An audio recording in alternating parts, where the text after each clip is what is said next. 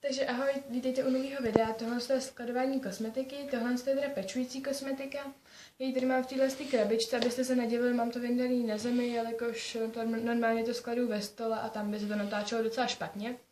Tady mám krabičku, kterou jsem si sama vyrobila, tady jsou odličovací ubrousky od Ebelinu, odličovací ubrousky od Bali, s tím grapefruitem.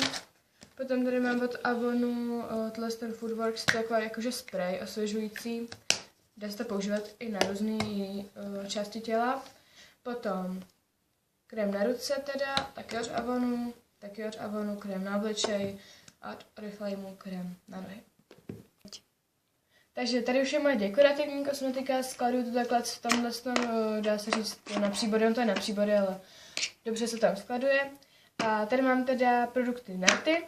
Jako první tady mám od Yves Rocher nějaký balzám,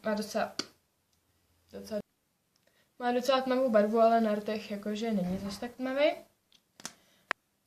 Tak další tady jsou dvě rtěnky od Essence, tahle je taková tmavší. A tohle je světlá, kterou vůbec nepoužívám. Můžeme ji používat jako korektor. Další je tady od Avonu, Miss Sporty, Regina, jenom takový prostě balzámek. Od Dior to je na pupínky, potom Essence, to je taky balzám a tady dole mám ještě tušku od Essence. Tak, tady mám teda řasenky, linky a nějaký korektory a tady mám teda linky a vyhrovej Els.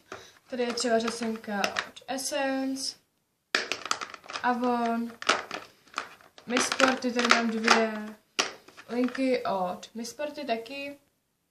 Takhle vypadají a jsou to teda v té fixové formě.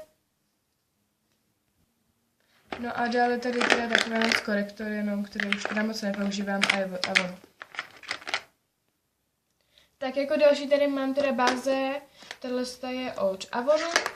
Make-up, tahle je od Gabriely Salvete, ale je docela tmavý.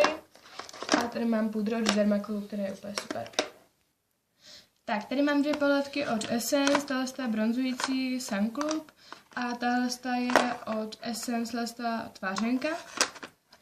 Tady je Essence stíny v odstínu 18 All I Need, potom je tady Regina, takový to zlatý, Essence fialový, potom Regina a Regina. Tak, tady mám teda 6 pigmentů, tady jsou nějaký takový hnědý, tady jsou dva letní takový, tady je takový oranžový a zelený. Fialový a tlestou vlastně jsou takový jenom zlatý třpytky, ať to vypadá jako šedivý, ale jsou to zlatý třpytky. Tady jsou dva stíny od She, jsou tady jenom proto, že se sem nevejdou. A tady jsou takovýhle do zlata. Tak, tady jsou takovýhle do zlata a tady jsou takovýhle do modra. Tak a tady jsou takovýhle od Avonu, jsou hodně světlý, ale na víčko jsou docela dobrý. A potom tady je taková tvářenka, ten noční, no, taková obyčejná, tu vlastně používám, jelikož je dost pigmentovaná.